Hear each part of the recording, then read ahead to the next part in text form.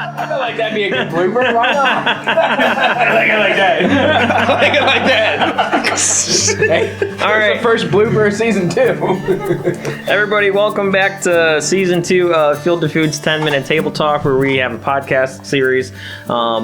Normally we do 1v1 on conversations, but we're going to try something new with this, using the same equipment. If this is something that you liked, where you enjoy the bigger group conversations, please like the video and leave a comment that you do like this, and we'll start doing more sessions like this. We love having banters amongst the group. However, the equipment that we have so far is kind of limited to just 2 people. So if you do like this video, again, like and leave a comment, and we'll keep doing stuff like this. So we're going to start season 2 episode 1 off just like this, talking about some of the changes that's going on in Iowa right now. If you guys aren't aware, they're kind of teeter-tottering on some laws against, not against, but for public land, to where you cannot leave stuff in a tree for hunting overnight. And it sounds like that might bleed over into private land as well. How this is all going to be regulated, nobody really knows yet. By the time this episode is released, there'll probably be more literature on it. However, we are just kind of trying to figure it out ourselves. So, guys, what are your thoughts on, I guess we'll start with the big one, cell cameras. I'm a fan, but I can see how they could be used in a negative manner. Oh, yeah. I guess just because I don't know, I don't think it's bad, though. I think, you're at work and you get a picture, hey, this buck that you're hunting just showed up in daylight 2 days in a row. You might want to be there the 3rd day in a row. Yeah. But at the same time, if you didn't have a cell cam, you might not have checked that camera for 4 or 5 days. So you might not have, I don't want to say you might not have killed it, but it will help you want to go hunting, which I think is a good thing. But I can also see the negative of it, because it's almost too much aid, I guess, where you know what the deer are doing in real time right now. I don't know, I'm still trying to wrap my head around what the negatives of this would be. All right, so I guess let me start with this. Who here runs a cell camera? Oh, yeah. All right, so 2 out of 4 here. Shame! I have some, I don't use them. All right, so That's about all I have now. I bought my first cell camera in 2021. I've bought 2 every year since. So I think I have 7, but 1 broke. So I'm running 6 right now. I use them very specifically, and when I first bought them, I told myself, I will not let this alter how I hunt a specific area. Now, with that being said, when I go to public land in out-of-state area, that's 100% what I did. But not in the same sense of if I'm running a camera over here on acre X, Right. I'm not going to get out of my tree and go there. It was for the pre-hunt scouting to see if what I was actually seeing sign-wise was actually going to be something worth hunting. Yeah. Now, in the first year, when I only had 2 cameras, I was running a couple not cell cameras, just regular trail cameras, and I actually missed the opportunity to shoot a really nice buck in Pennsylvania because I wasn't running a cell camera there. Mm-hmm. And I was kicking myself in the butt. I was like, I should have just gone there. It had the best sign. I put my cell cameras on the least positive sign. And I was like, if I had tossed a cell camera there, that would have 100% changed of how I hunted that area. Now, here in Ohio, on the private land that we hunt, I typically run 1 cell camera, and that's on a rope scrape. And that's more of an inventory thing without me dropping scent in there going to check it. Right.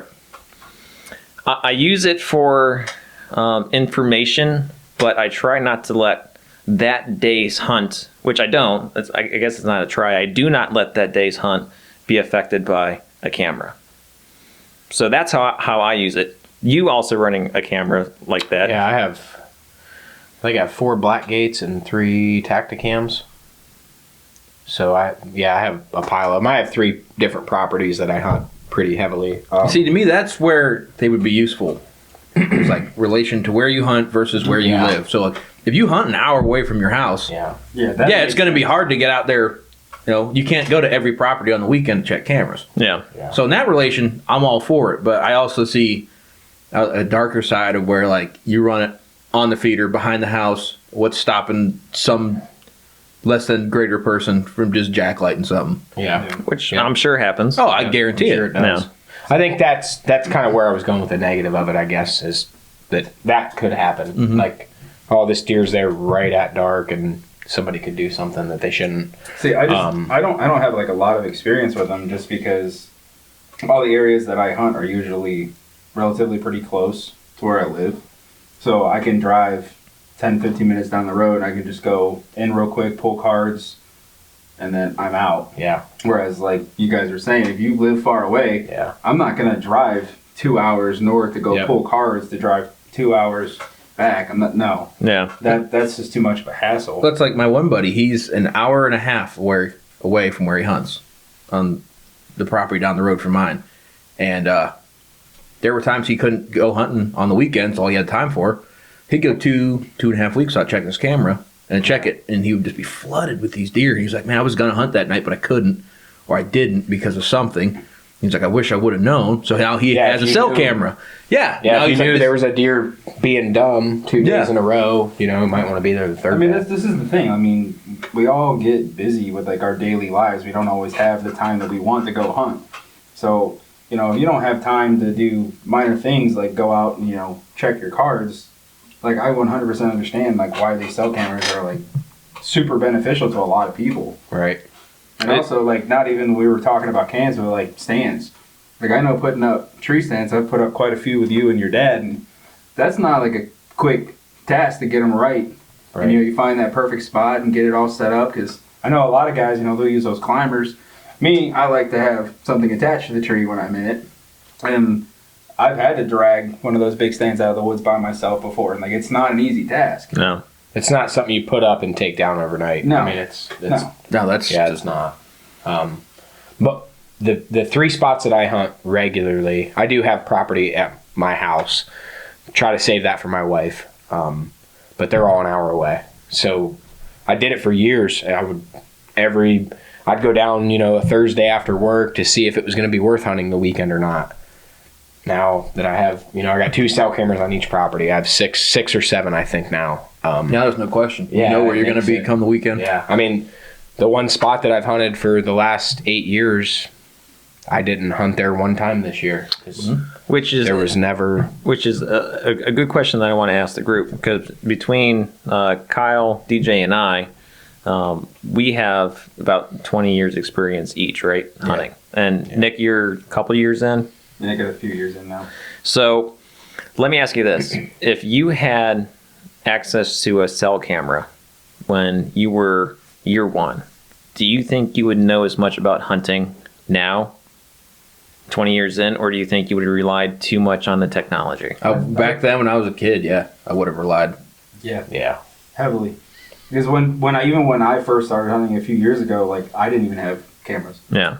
I just went into a spot and tried to like look around for stuff, and okay, I think this is a good spot, and I just kind of guessed. But me being out in the woods is how I learned. It wasn't until I started hunting with him and his dad where I realized, like, oh wow, these things are awesome. Yeah. I do kind of miss that way of hunting. Yeah.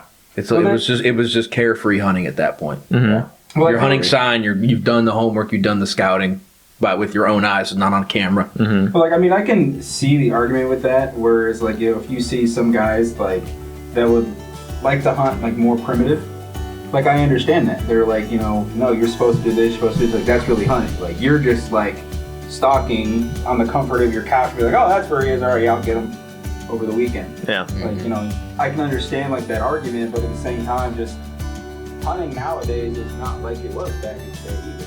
All right. So